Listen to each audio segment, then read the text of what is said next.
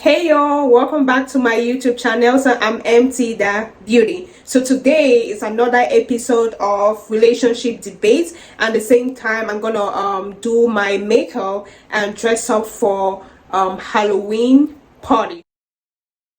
So I've already done my eyebrows, as you guys can see. Actually this is my first time doing a red eyebrow and I like it. It's cute.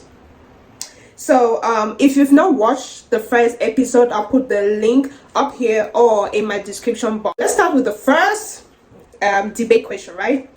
I had an amazing time yesterday. Flashes on your significant other's phone. They say it's from a cousin you've never met before. What happens? Well, that cousin that you've never met before, we'll meet it together.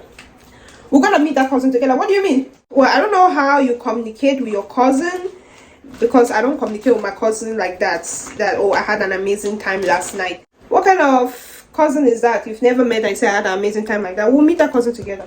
We are gonna meet that cousin together. Talking of we had an amazing time. You see me, you want to fool.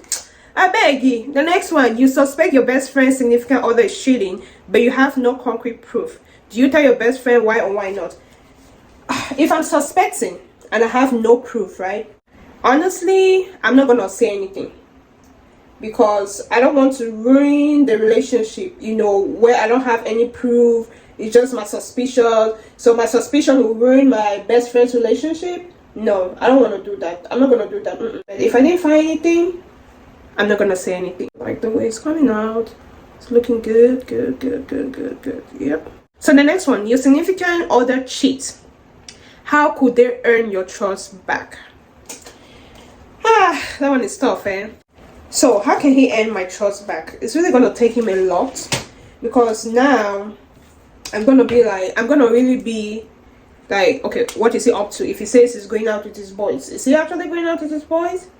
So it's like, maybe, I don't know. Hold on.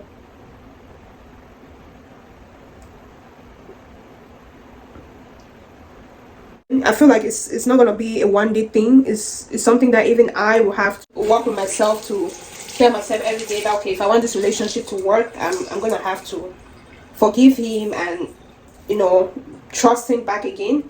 But it's not one day. This thing, it will take a long time. Honestly, it will take a long time. But yeah, so I'm just damping my beauty blender and to apply my foundation. I'm using Fenty Beauty foundation. Your significant other becomes religiously devout and they don't want the children to celebrate Christmas because of their belief. How would you handle them? No, don't come and be religiously devout after I've married you. What? Because I believe when I'm marrying you, I already know your religion, and we've probably already talked, about how we're gonna raise our kids, and if you have that religion where you guys don't celebrate Christmas, then honestly I'm not gonna work with that religion, because I love Christmas. I know it looks lighter, but again, it's Fenty. You guys know Fenty gets darker. So don't forget to comment your thoughts below. These are my comments, these are my thoughts, my answers. Put your answers below. To every card, put your own answer below. After a hard breakup with a toxic person, you start to fall for that ex's best friend. Would you consider the best friend off limit or go for it? For me, friend is off limit. I'm not gonna lie. Like, dating you and you have a best friend, brother, I think that best friend is my brother. Automatically that best friend of yours becomes my brother. I'm not even going to put myself in the position to fall for him. Nah, I'm not going to put myself in that position. Question: what's the longest your significant other can say no to having sex before it starts affecting the relationship? I know those of you watching, you guys like sex too much. You guys like sex. If you say no, why are you first of all asking for sex? You guys like sex too much. On a serious side, I feel like sex in a relationship is important. It's equally as important as every other thing. Because I feel it's a way to bonding with your partner. And if you keep saying no, why is he saying no? Is it a medical reason? Is it something that he has to work? I'm gonna try to understand the reason to why he's saying no. And I'm going to share to him why I think, us having sex is important. Because sometimes dudes can say no, and meanwhile they're getting it somewhere else. So you don't want to sleep in the back of the class, thinking that, oh, yeah, he probably doesn't want to do it, because giving, flimsy excuses to back him up. Meanwhile, probably he's getting it somewhere else. You don't want that.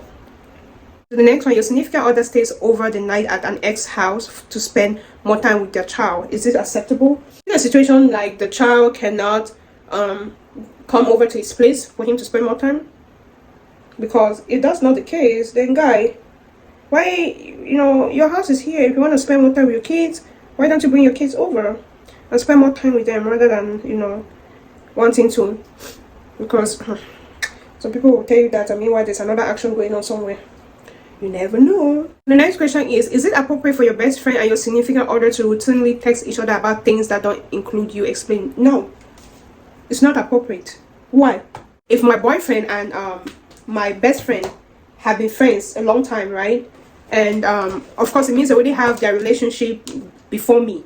So that one I will understand, right? But I believe everyone should create boundaries. Because even though, like for me, even if I have male friends and they start having relationships, I'm gonna like set boundaries in how much I text them or call them, because I'm gonna know, I'm in my head, I'm like, okay, now he has a girl and I don't want to put the girl in a position where he'll start be doubting, feeling insecure or doubting the guy and everything. So I'm not gonna do that, right? And I expect my best friend to create those type of boundaries for me too. Sometimes I can go overboard with the bronzer because I want that contour, that cheekbones to be contoured. Your significant other asks you for sex, but you decline, and minutes later you overhear them in the bathroom masturbating to porn. Does this bother you? I don't want to say not really, because I'm like, okay, yes, I was in the mood, and probably he really had to, get it, and he probably is finding another way to get it. But it's like, okay, in my head I'm like, for me, right, it's gonna be awkward. It's not really gonna bother me, but it's gonna be awkward and weird. And in my head I'm like, okay, how often are you gonna do this? So does it mean every time that I say no, you always go to the bathroom? So it means you cannot really hold yourself not to, like you always have to. So I want to also know, like, when is the time that I feel okay, she's not in the mood, I'm just gonna sleep it off, or your sex drive is that high that you have to go, masturbate. Yeah, so it's like, how often does he do it? But if he does it once in a while, it's like, it's okay. Your phone dies, you ask your significant other to use theirs and they refuse. What happens next? It's like, okay, why am I asking? If it's something important that I really need to use his phone and he refuses, then that's an issue. That's an issue, because like, what are you hiding?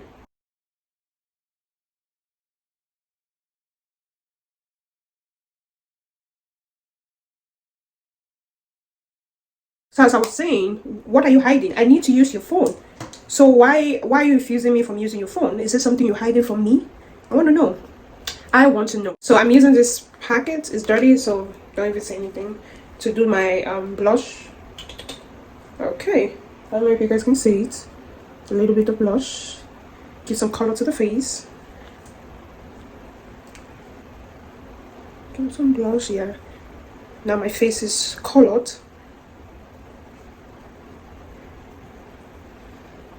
I told you guys that trust the process. You see how the foundation has oxidized and now it's like blended with my skin. Yeah. Go to golden hour and just tap it. Tap it. Just to give me that. Yeah. Then when I spray it, it's not gonna like, because it's like I have to use a lot for it to pop.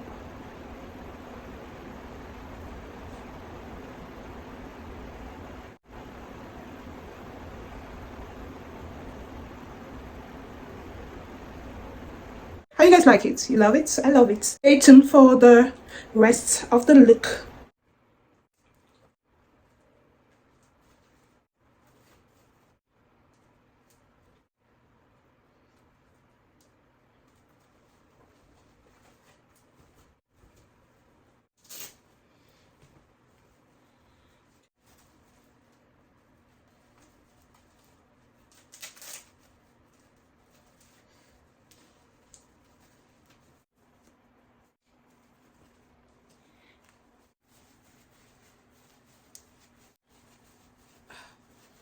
So tight.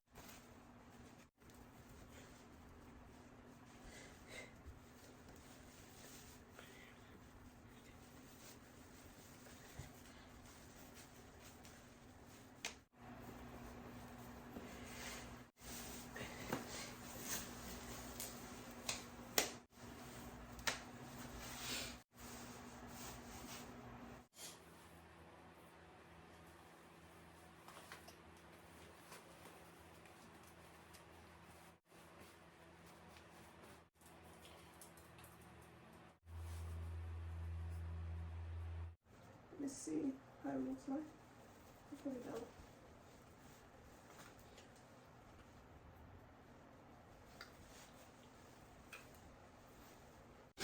So I'm gonna go put on my studs, my earrings, and wear my shoe.